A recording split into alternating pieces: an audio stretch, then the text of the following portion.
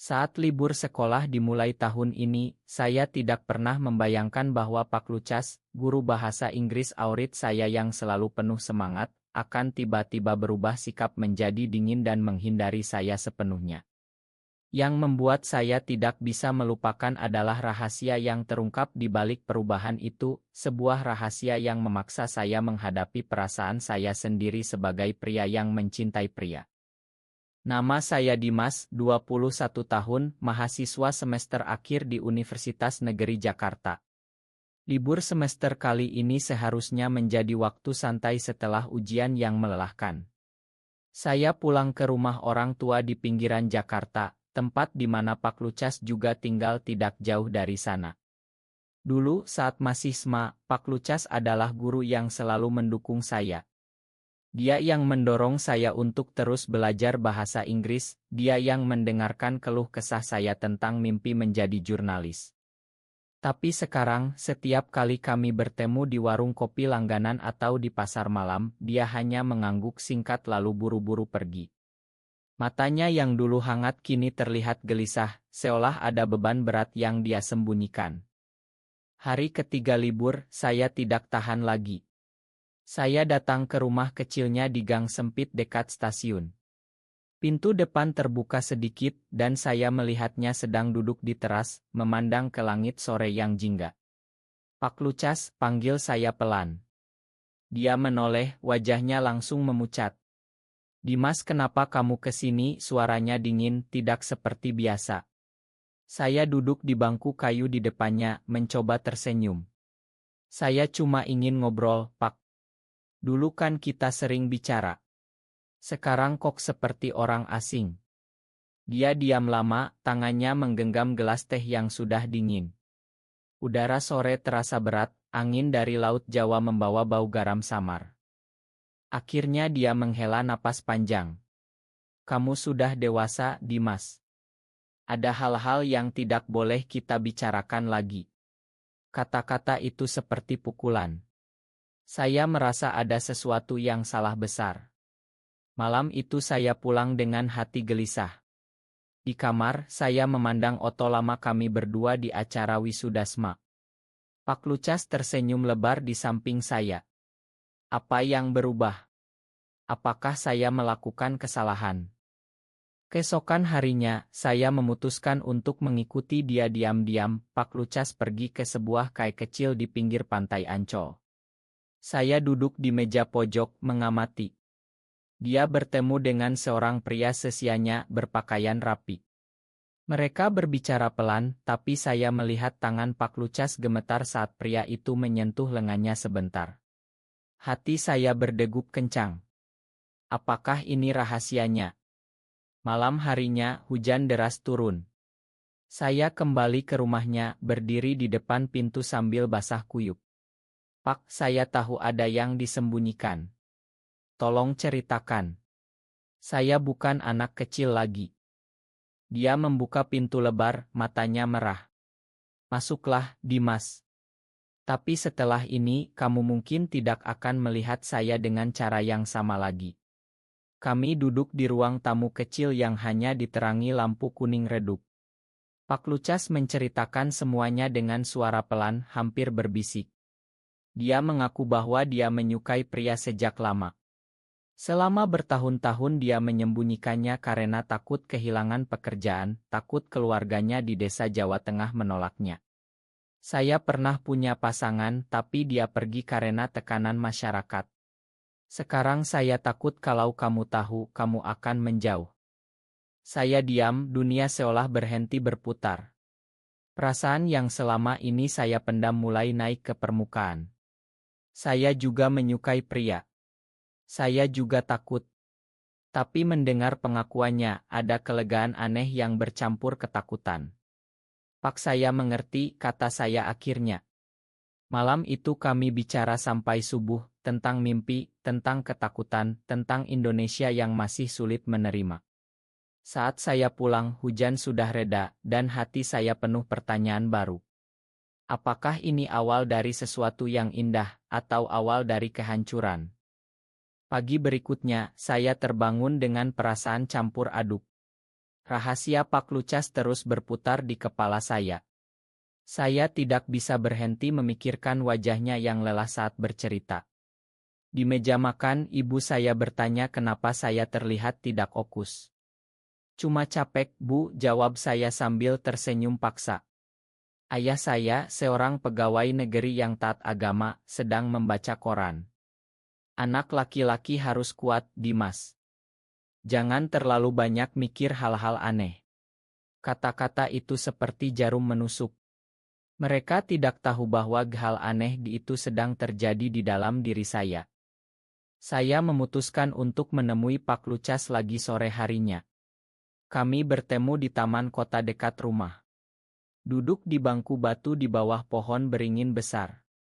Dimas, kemarin saya mungkin terlalu terbuka. Makan saya, katanya sambil memandang ke tanah.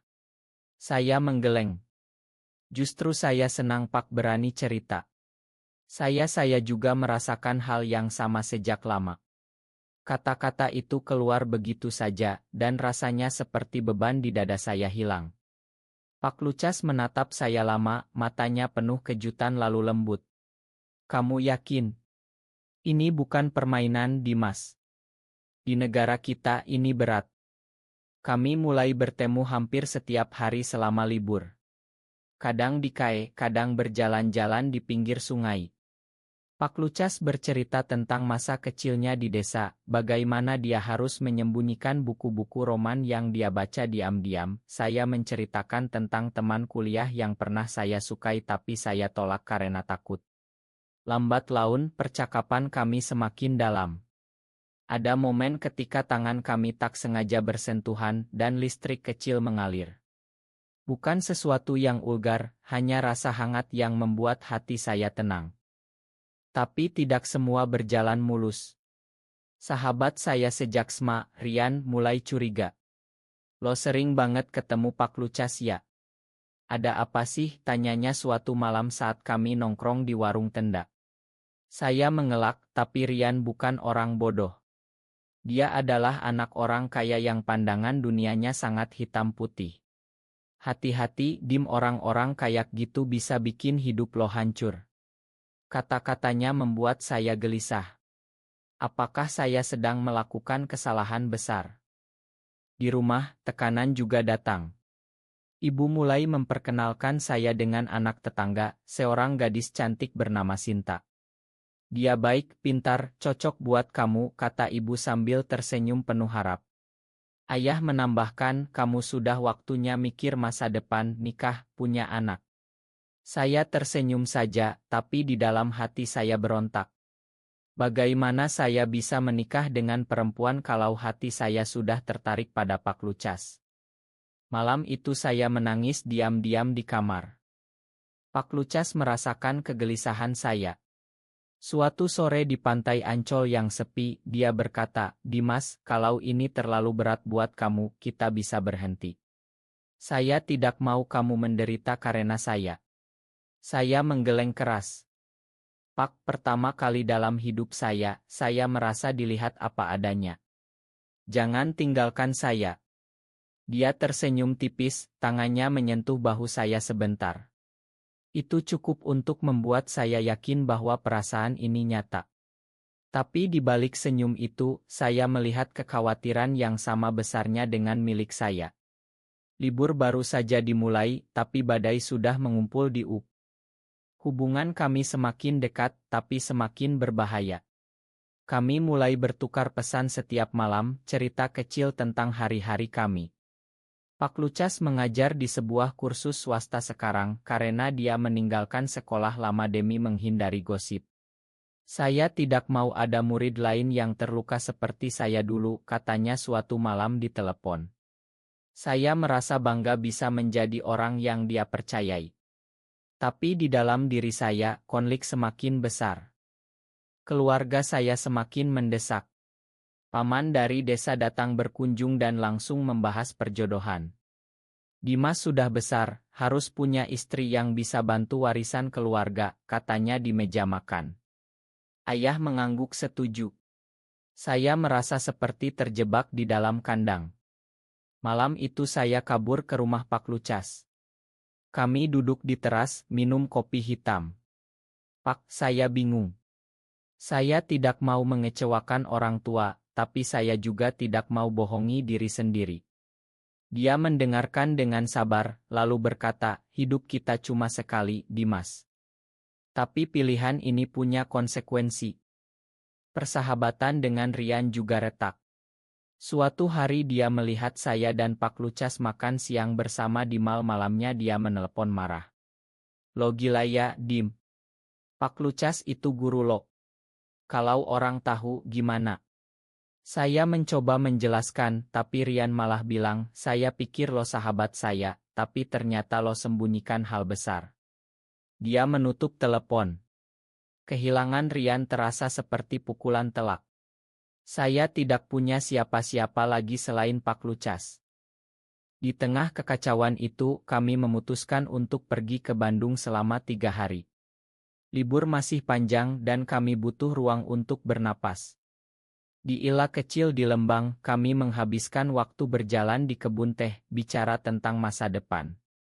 Pak Lucas bercerita tentang mimpi membuka sekolah bahasa untuk anak-anak dari keluarga miskin.